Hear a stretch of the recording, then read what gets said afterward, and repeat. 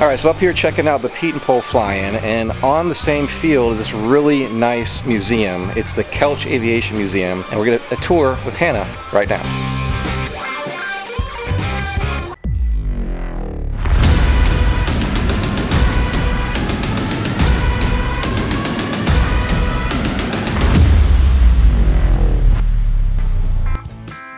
This year, on the trip up from Florida to Wisconsin for AirVenture, I stopped in for the Pete and Pole Hats fly-in located in Brodhead, Wisconsin.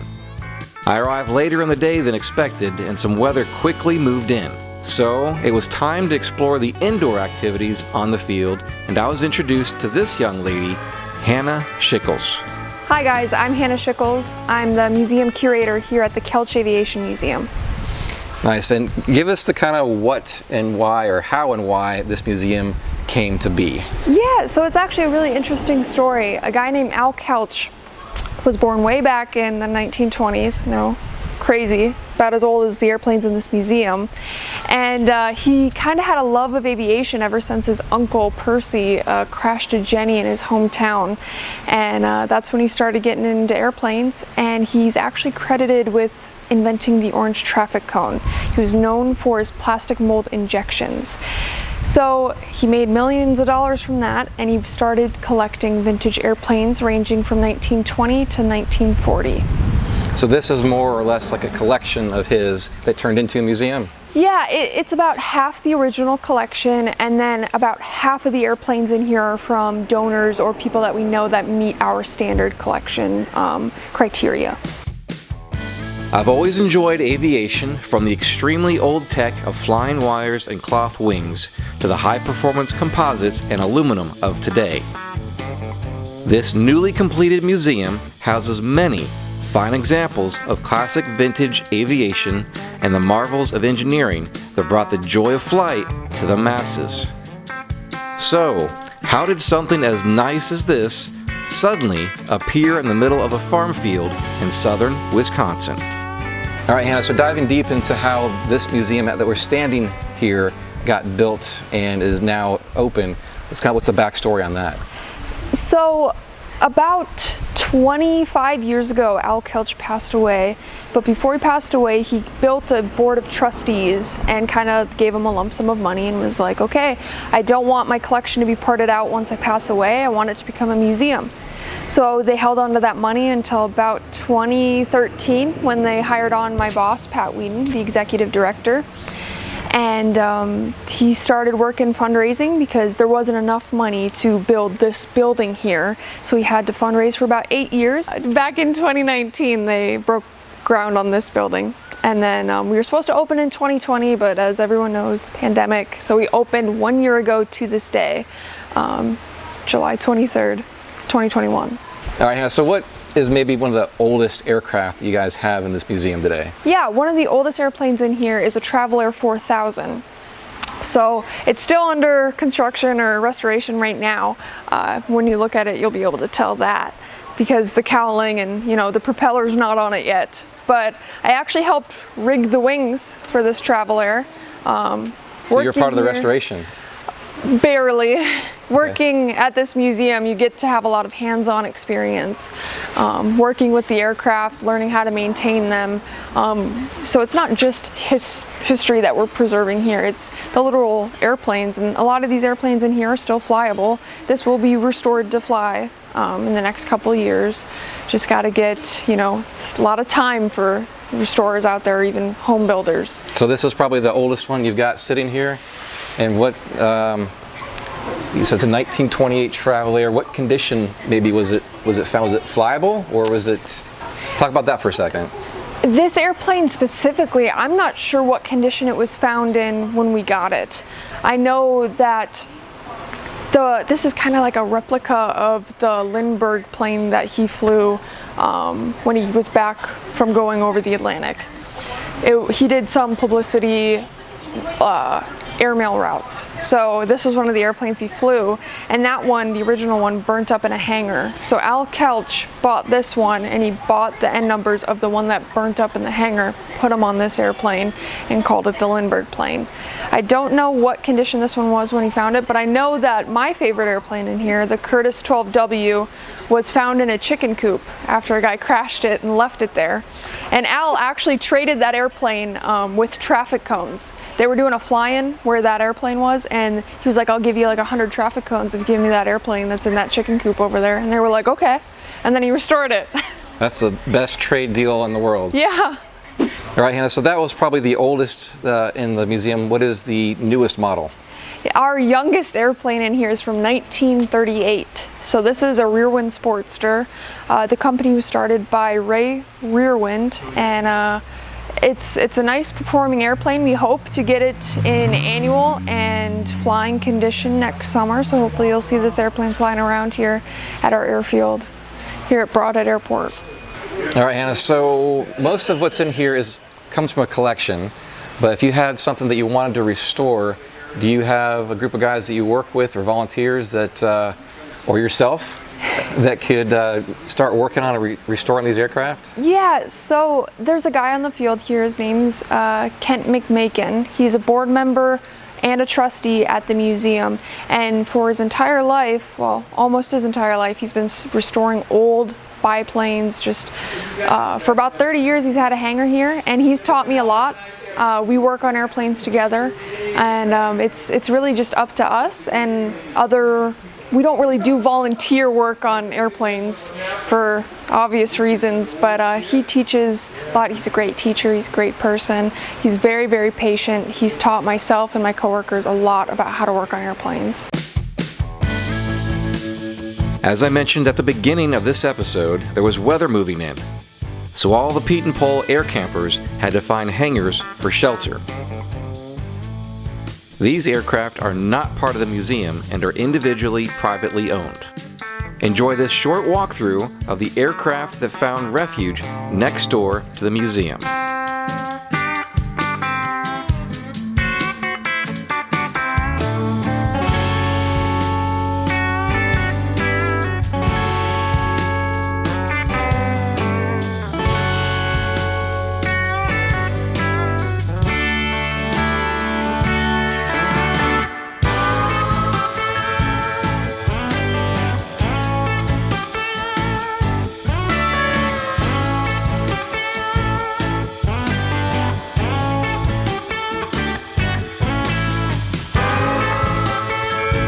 If you like what you see, hit that subscribe button and check all notifications so you don't miss a single episode.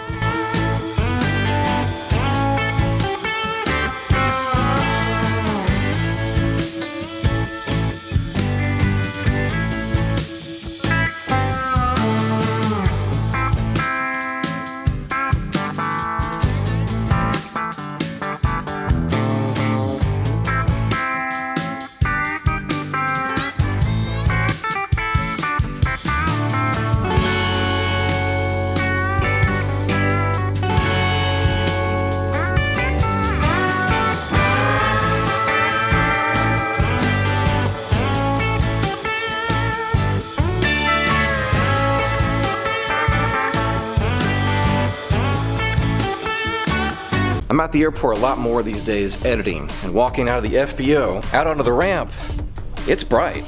So I've been wearing my Flying Eyes eyewear a lot more these days. They're lightweight, extremely comfortable, flexible, and have micro-thin temples that slip under your headsets. You like saving money? Get 10% off right now by using the code EXPERIMENTAL. Check out the links below. We are partnering with great companies like Dynon Avionics at dynon.com, AirTech Coatings at airtechcoatings.com, Clemens Insurance at clemensinsurance.net, The Aviators Clinic at aviatorsclinic.com, Diamond Doors at diamonddoors.com, Flying Eyes at flyingeyesoptics.com.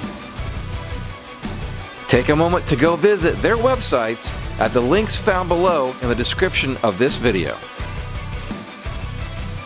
And visit our website at experimentalaircraftchannel.com for events, Our video library arranged in easy-to-find playlists on specific topics, affiliate products, aviation merchandise, and so much more.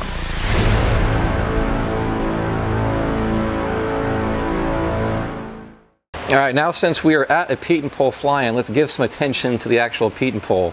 You've got one right here, a fine example. You want to talk to us about a little of the history and how this one came to be in your museum? Yes, so this Pete and Pole was actually built by Bernard himself, him and his father-in-law, who worked in a wood shop close to his home. This one was restored in 2009, I believe, and you can see that it has a Ford Model A, so it's back to the original state that it was in. I believe it used to have a Corvair in it, or not a Corvair, a Continental. But it was fully restored back to its original glory, and this one is one of the 22, I believe, that Bernard built. That many? 22? Yeah, he spent a lot of time building. He was very mechanically gifted. He was educated up to 9th grade, and then he dropped out in the 30s, well, actually in the early 20s, because he had to go work on the farm. You know, life back then was quite a bit different. And after he built Pete and Poles and made engine conversions, if I didn't mention, he was the first person to make an automotive engine work on an aircraft, which, well, have it be successful. He was the first one to do that, and that's why this is so special. And then he went on and converted other engines. You got the 1960s Corvair, and then later in his life he worked on radios, electricity, things like that. I was just going to ask, what were the different models or different types of engines that have been installed in a Pete and Pole over the years? Oh goodness, all sorts of different things. There's Continentals, there's Ford Model A's, there's Corvairs, Velie engines, which is a very old aircraft engine. They put that on. We actually have the first Velie fuselage over here. This was the first one he made. It's not restored, obviously, but when he put that on there, it was just kind of for publicity, just to show the public, hey, I put an automotive engine on it, but it can also handle an aircraft engine. All right, so I'm quite partial to biplanes just because of the nostalgic look and history of them. What do we have here? So this is a 1929 Butler Blackhawk. There were only 11 of them made. One of them cracked up on test flight, and 10 of them, the other 9, I suppose, kind of just disappeared over the almost 100 years they've been around. If you've ever been into an agricultural building, like a Farm and Fleet or something, you've been in a Butler building. Butler does agricultural buildings starting way back from the 20s, and they made airplanes after Lindbergh went over the Atlantic because everyone had aviation fever. But once the stock market crashed, they were like, let's go back to what we know, agricultural buildings. So like I said, only 11 of these were made, and this is the only one in the world that's flyable. I think there's parts of one other one in Indiana somewhere being restored, but right now this is the only one. All right, Hannah, and lastly but not least, let's talk about you for a second. How did you get first involved into aviation, and how did you land a dream job, even if it's only nearly full-time, working at an aircraft museum here in, well, it's southern Wisconsin? Mm-hmm. Yeah, it's a really interesting story. I started volunteering out here when I was in high school, so I graduated high school about a year ago, and I had my first airplane ride. I knew nothing about aviation. In fact, I didn't know this building was called a hangar. I was as green as the grass on these runways, I tell you. And they took me under their wing, literally, and gave me some airplane rides. And they offered me a job in January of 2021 and helped design this museum. And it's kind of history from there. Now I'm on my way to my check ride and hope to be flying with everyone soon. So in your journey, in your aviation journey, and getting more and more excited as you've learned, what have you learned so far about aircraft and the maintenance side of things as well? I've learned so much. I don't even know where to begin. Let's start with the community of people here. I wouldn't be where I am today without the willingness and the support of other people, especially on this airfield. You know, I'll go in someone's hangar and I'll ask them questions for like 2 hours, and everyone is just so patient, and they're just so willing to teach. It's an amazing thing around here. And actually, again, these aircraft have been kind of added to this as an estate. But have you had a chance to get some real hands-on and doing some restoration work or repair? Yeah, so with the mechanic that I mentioned earlier, Kent McMakin, he's restoring a bird biplane, and he actually taught me how to cover on the rudder and the vertical stabilizer on that. And now guys around the airport are paying me to do covering jobs. So if you would have asked me a year ago if I'd be doing that, I'd say, heck no. So now I'm working on a guy's Huff to Land, which I guess only one, I think 3 of them were made, and one of them's in the Smithsonian, and he's got one, and then I don't know where the 3rd one is, but it's pretty cool, the opportunities that I get here. So after you get your pilot's license and you're working in a museum, have you considered, and I have to ask this question because I work in the experimental light sport, ultralight, and new aircraft, have you considered maybe building your very own aircraft? There was a whim one night. I found a Pete and Pull project that looked really nice, and I thought about buying it, but I was like, where would I put it? And I'm a college student, and I'm gonna be transferring away from here soon, unfortunately, and it's just not convenient, which building an aircraft probably never will be, but maybe when I'm like in my 30s or 40s or something, and I need something to whittle on. Thanks for watching this week's episode of the Experimental Aircraft Channel. Remember to like, subscribe, and hit that bell notification so you don't miss a single episode. And find us on social on Facebook, Instagram, and LinkedIn. I'll see you in the next episode. Thanks for watching.